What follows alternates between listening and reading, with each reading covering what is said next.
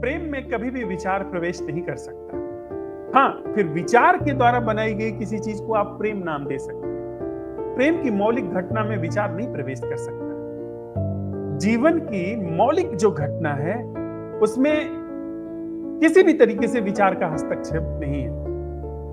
Awareness की जो मौलिक घटना है, जागरण की जो हमारे अंदर सहज घटना है, उसमें समय का प्रवेश हो ही नहीं सकता।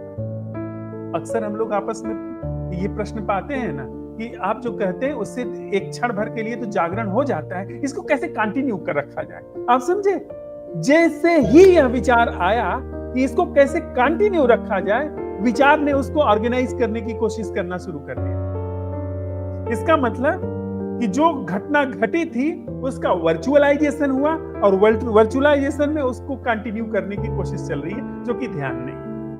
तो सारी दुनिया की तथाकथित ध्यान की विधियां वो समय का उपयोग करके जिस चीज को ध्यान के रूप में बढ़ाने की, बनाए रखने की कोशिश कर रही है, वो ध्यान नहीं।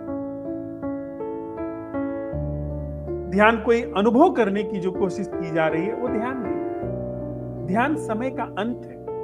जो मौलिक रूप से जागरूकता है उसमें समय नहीं होता है। इसलिए कोई व्यक्ति यह सोचे कि वो सतत, मतलब अब वो लगातार ध्यान में रहेगा, तो ये समय की प्रक्रिया है। ये समय के द्वारा उत्पादित अहंकार की प्रक्रिया है कि मैं अब हमेशा ध्यान में रहूंगा। समझ रहे हैं हम सर इस बात को? ये बहुत महत्वपूर्ण बात है। ध्यान के लिए समय को बिना समझे आप ध्यान का ककहरा भी नहीं जान सकते।